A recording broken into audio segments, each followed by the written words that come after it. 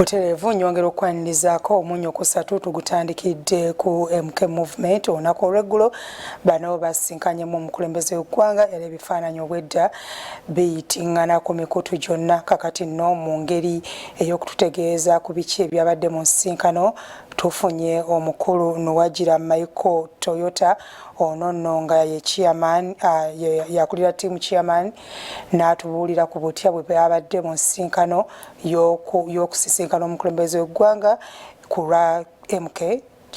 MK Army.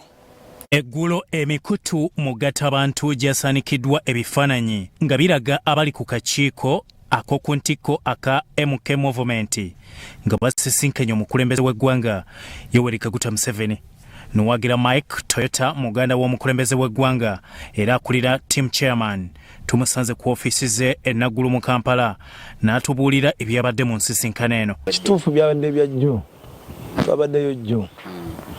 Abantu ki ababadde mu museeko eyo? Abantu nga bwe walabye ku bifaananyi twabadde ne mukulembeze waffe yennyini General MK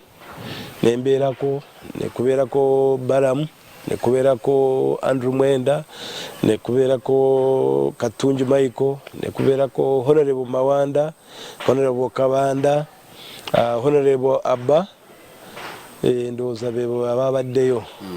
Toyota ategeezezza nti omukulembeze w'eggwanga yabasiimye olw'omulimu gwe bakola okwagazisa Abannayuganda eggwanga lyabwe.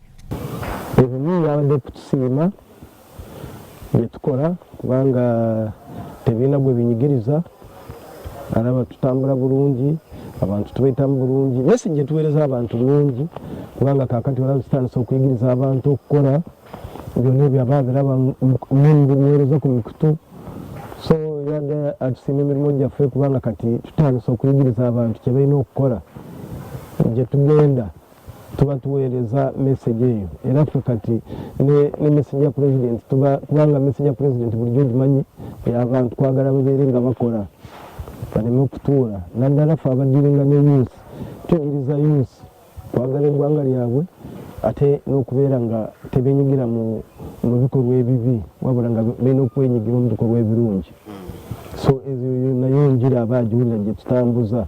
Ku kya General Muhoozi Kainerugaba mutabani w'omukulembeze w'eggwanga okwesimbawo ku bukulembeze mu 2026 akitangaazizzaako bw'ati. Ekyo tujja kulinda obudde bwakyo sobola kugamba nedda oba esebo naye kyemanyi akyasaavinga amagye akyali ku mulimu gw'amagye akyakola naye bw'anaaba nga asazeewo obuwagizi bwebuli bw'anaaba nga ayinaremu emukkiriza obuwagizi bwebuli naye kati engeri gy'akyali mu mirimu gy'alina okukola sobola kugamba nti ekyo sikimanyi. Akulira team chairman Mike Nuwagira Toyota alambise ku nkolagana yaabwe nga MK Movement n'ebibiina ebirala ebisaggulira General Muhoozi Kainerugaba obuwagizi mu ggwanga. Tebuliiwo naye nga bw'omanyi ekintu eky'abantu bangi tubeeramu abeera n'ensongasonga naye nga zibeera personal naye si ku tiimu kubanga jo wandabye nina tiimu Balamu wamulabye alina tiimu tulira ku Swanage emu Avengers kweri kubanga golo yaffe emu naye abantu nga bwokimanyi tubeera kati wano mu tiimu yange tiimu chairman abantu balwana kubeera ebikokola naye nga kiba kyakumpi naye tewali kakubagano kona kubanga golo yaffe eriemu ate ffena tugimanyi.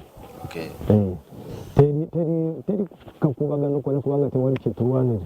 Mike Toyota agamba nti balina enteekateeka z'okutalaga eggwanga nga General Muhoozi Kainerugaba wakugendako e Masaka n'ebitundu eby'e Bukedea. Actually next week tiimu yaffe egenda kutambula mu districts enoonyamu abawagira General MK kulaba nga tuteekako entegeka ey'okukola omukolo omunene nga General kwali.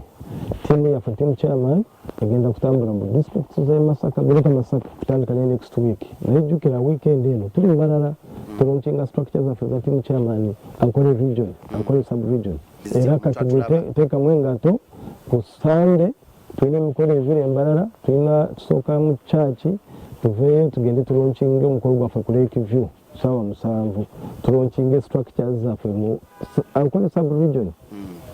Kubagala okwegatta ku MK Movement ategeezezza nti bayite mu nkola eno. Tugenda kuteeka office ng'erina okuba abantu bajja ne baregestaringa olwo tubadde turegestaringa kubanga ffe tulina structures zaffe weziri ne mu Kampala tulina structures za Kampala, buli district erina structures zaayo. Bw'oba oli mu district onoonya team chairman coordinator yakuyingiza. Abantu bangi tulina setup erufu executive yaffe nga bw'ogimanyi chairman kwali kuliko akulira sports kuliko operations ozimanyi bulungi. So abantu bonna abo abagenda office zino zigenda kubeera open. Ku nkomerero ya sabbiiti eno team chairman yakubeera mu bitundu eby'obugwanjuba bwa Uganda nga batongoza obukiiko obw'enjawulo n'asiima n'omukutu ogwa Salt Media olw'omulimu gwe gukola n'empeereza ennungi. Naddala Salt TV tutandise namwe tutulaba kufuna buzibu era mbasiimira ddala mwebale nnyo munsiimire Pastor Bugingo ne mukyala we ne church yonna tujje tuli naffe tuwaga. Bye tumwebaze Godfrey ne Eddie Nsobuga Salt TV Omunyo.